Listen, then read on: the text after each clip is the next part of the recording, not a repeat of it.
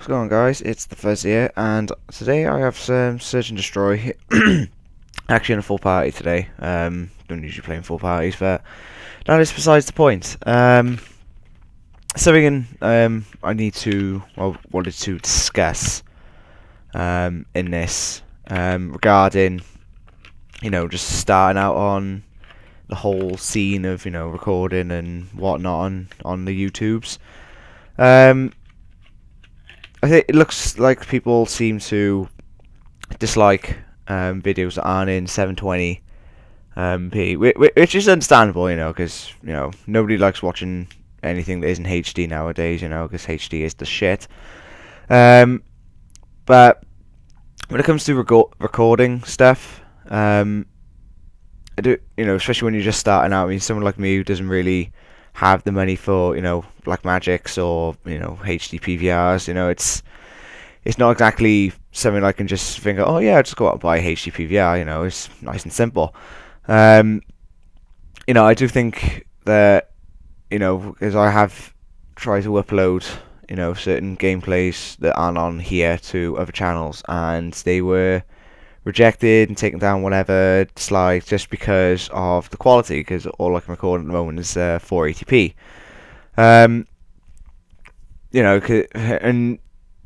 I don't really think that it's entirely fair, just because I'm not a 15-year-old and just ask parents, hey, can I just borrow some money to go get some stuff for record my YouTube videos, and like, yeah, it's fine, whatever. To me, HD capture cards are a lot of money. I know everyone says, oh yeah, HD PVRs come down in price now. They're still, on average about £110, which is extremely expensive.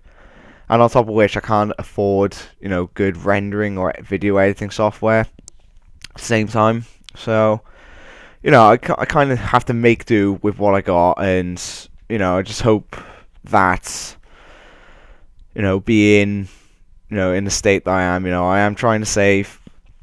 I don't know how long it'll take. Hopefully it'll only take about a month or two.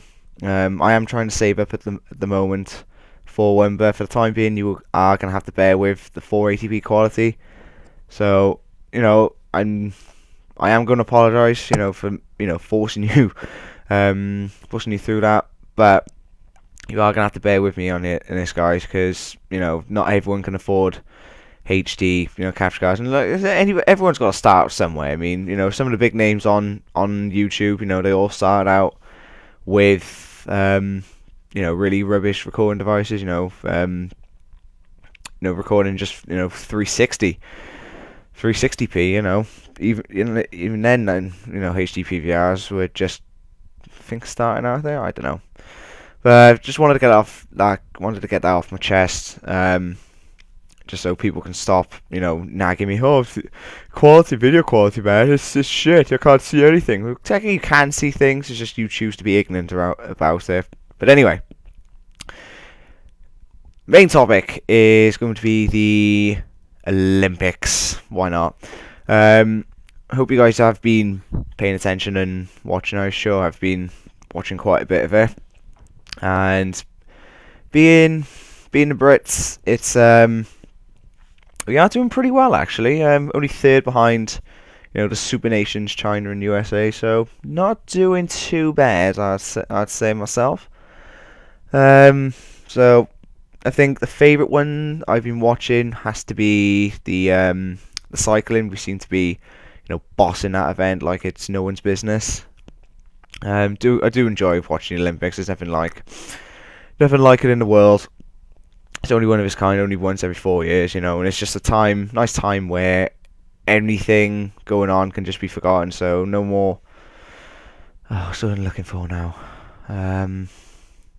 There's no news of like any struggles or anyway. No, I've hardly heard anything about Syria or anything in the Middle East. Where the conflict was. Haven't heard anything like that since the Olympics has started. So it's just nice, that the whole world can just unite in something as simple as sport. So yeah, let me know what your favourite sport has been whilst you've been watching it. I have actually got tickets to the bronze medal match for football on Friday, which I am Very much looking forward to. Should be a good one. Unfortunately, Team GB could not make it. They couldn't beat Koreans. Oh, is it North or? I'm just gonna say the Koreans. I don't want to make the same mistake. Don't want to make the same mistake that the organisers made in our women's football match by putting the wrong Korean flag. So I'm just gonna say the Koreans. I think it was South, but I'm not going to be 100% on that. Yeah, I have been in discussion with someone who isn't a fan of the Olympics, and it has drawn in a bit of conflict between me and the person in question. I'm fucking getting stuck. I just magnetised the walls, clearly. Yeah, he, for one, disagrees with having the Olympics in Britain. His argument towards it is, it has cost people jobs, which is a fair argument. There's no denying that isn't a fair. It has in some respects cost people, but I don't think, the Olympics is fully to blame. The economy wasn't doing well in the first place anyway, so you can't really, in my opinion, you can't really pin the Olympics on people losing jobs. I thought the opening ceremony was absolutely outstanding. People comparing it to, it's got to be as good as China's. Well, I reckon looking at it, it was as good as China's. It's really, really well done, and I think personally definitely worth the 27 million that it cost to do it. But going back to the whole point of people losing jobs, I've actually been dubbed as selfish for not really caring, and it's not the fact that I don't care. It's not very nice. People losing jobs, especially when they do have families, bills, all that unfun stuff. But the end of the day, I work in a sector which only the Olympics can benefit. I work in retail, so for something like the Olympics to come over to Britain whilst you're in the retail, sector, because I do work in supermarket, for something like that to come over, it is a massive boost to that sector, and that can, anyone knows a massive boost in sectors can only cause more money coming into that sector, which means it open up more jobs. So really, the money made from the Olympics itself, just in retail, not from excluding the ticketing and the tourism, just in one section of business, people who lost their jobs will have a very, I think, a very strong chance of getting their jobs back. Given how much money like the retail sectors are actually really putting out. The place I work just went temporarily on a 24-hour basis, just for the Olympics, and the sales margins have increased by a few percent.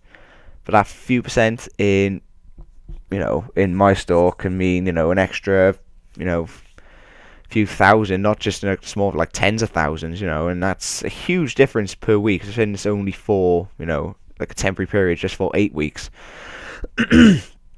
So yeah, it is really sad that people are losing jobs. I don't want to seem insensitive that I don't care when I do care about people losing jobs. It's not very nice, but you got to look at it as the amount of money that is going to be made from the Olympics itself. You got ticket prices averaging, I'm going to say, about £50, give or take 10 here and there, whatever. And I think it's, I know they had the whole fiasco of empty seats, but for the most part it is full, especially in the Olympic Stadium. So you think about £50 on average for the Olympic Stadium, say, and it's 80,000 seater and it's full. That's a lot of money in, especially just on the track and field week. Plus you get money coming in with tourism, people coming to visit. So it's, the benefits outweigh the the drawbacks, in my opinion. And to knock the Olympics just because it's costing people jobs, I don't think it's. I think that's a very narrow-minded opinion. I think that the bigger picture needs to be looked at, in the sense that it can bring so many more benefits to a country rather than drawbacks. But Let me know what you guys think in the comments below. Yes, and I shall see you on the next one. Cheers.